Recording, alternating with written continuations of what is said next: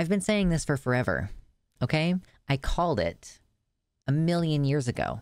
Every time we talk about one of these situations where an anti-trans law is being proposed, and it's typically something attacking young people's rights, like young trans people's rights to access to medical care and stuff like that, there's always some detrans person, some detransitioner who shows up to talk about, oh, we need to protect the kids. I feel so bad about what happened to me.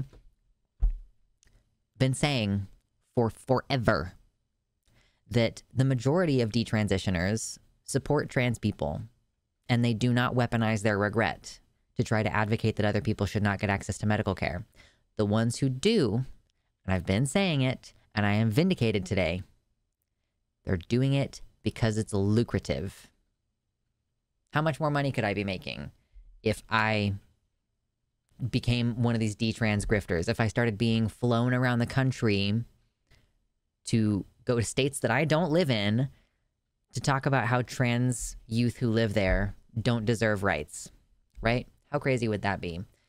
Well, I could be making up to $200,000 a year doing that, because Chloe Cole, who we have talked about before, testified that she makes up to $200,000 a year opposing trans health care. Newly released audio recording reveals that Cole earns upwards of $200,000 for opposing trans care, primarily through speaking engagements, donations via donor box, and her employment with the far-right organization Do No Harm, which facilitates her access to opportunity to testify. So Do No Harm, we've talked about it before. It's run by this billionaire whose name I cannot remember right now. It's Joseph Edelman. Joseph Edelman is the billionaire, hedge fund CEO, biotech investor who funds Do No Harm. So this is how Chloe Cole makes her money, is she charges like $5,000, or sorry, like $2,000 per speaking engagement. They fly her around. We could listen to the recording, but I don't want to put it on my headphones right now. So this is the text. The attorney asks, "You don't have any firsthand knowledge of how gender-affirming care is provided in Ohio, is that right?" Cole says, "No, not from personal experience," because again, she got her care in California, I'm pretty sure. The attorney questions, "I understand you're employed as a senior fellow at Do No Harm?" Cole says, "Yes." The attorney says, "And Do No Harm's mission is to fight against the current model of care in place for gender dysphoria, is that right?" Cole says, "Yes." The attorney says, "And you submitted testimony in support of HB 68 as part of your job in Do No Harm, is that right?"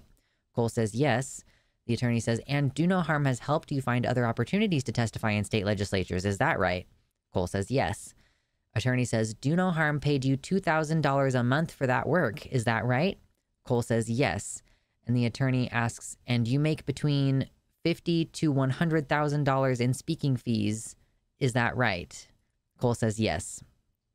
She later added that she additionally makes up to $100,000 in donations through donor box, which is separate from the income she earns from speaking engagements. I'm trying to raise $8,000 to move 2,000 miles across the country, and I don't know that I'm going to get to that number, which is insane.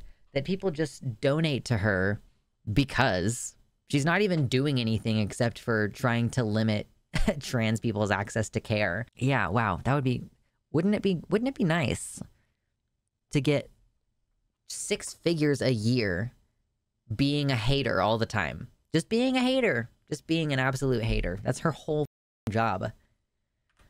Hi, I'm Alexander, and this is Mitternacht. You should hit the like button and subscribe and check out the Patreon. And ooh, look at this hoodie I'm wearing. It's merch. Check it out. Links in the description. Thank you. Obviously, Chloe Cole has been a prominent political detransitioner. According to the LA Times, quote, "Her reach is wide, including testimony before Congress and an invitation to the Speaker of the House, Mike Johnson's, to be Speaker of the House, Mike Johnson's special guest at the State of the Union address." She's appeared in documentaries and interviews across the world, including Australia and the UK. She appeared on far-right mega-influencer Jordan Peterson's show. And of course, she's not the only one who's paid large amounts of money. This is from Aaron Reed.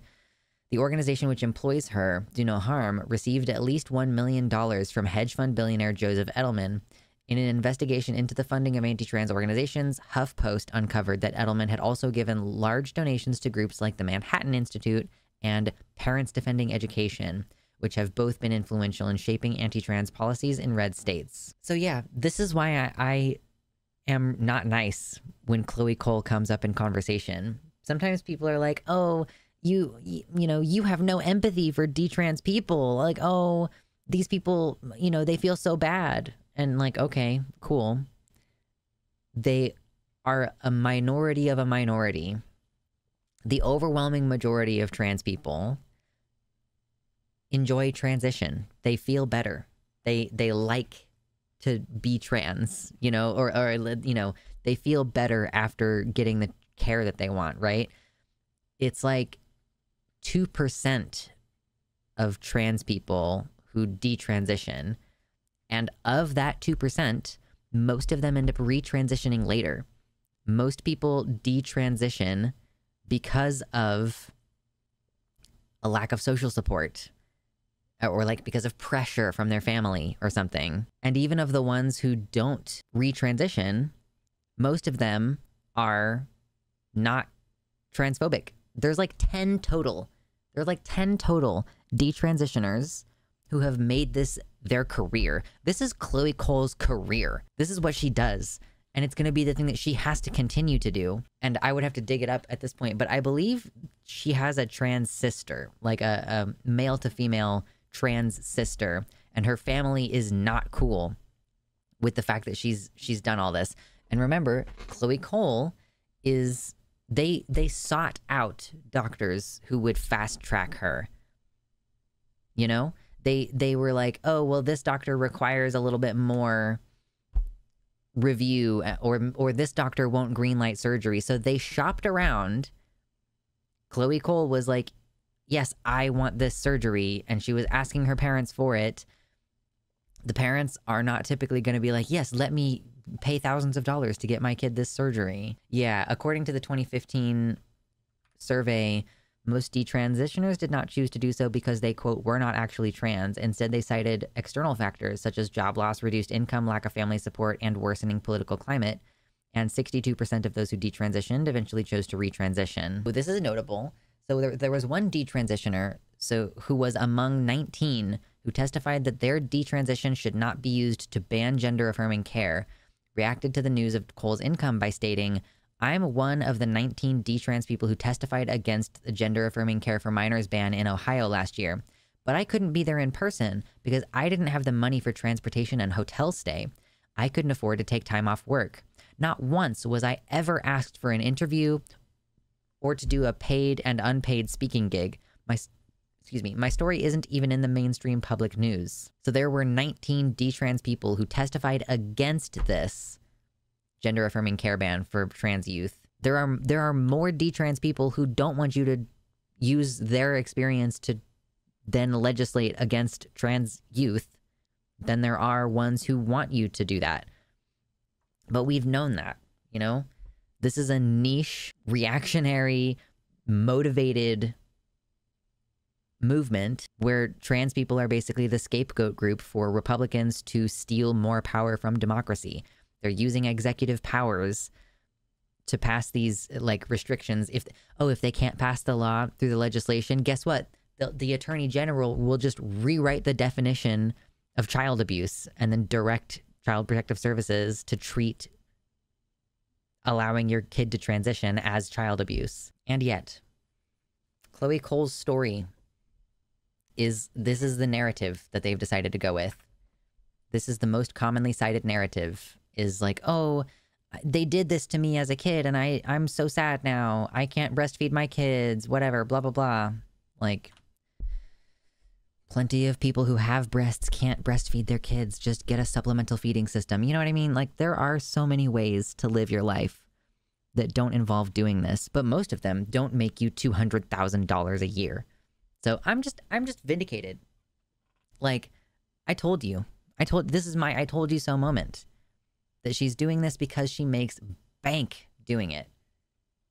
She makes $100,000 on her salary, and she makes $100,000 through just charitable donations from random people. It's profitable. It's a grift. If only I didn't have scruples. Too bad.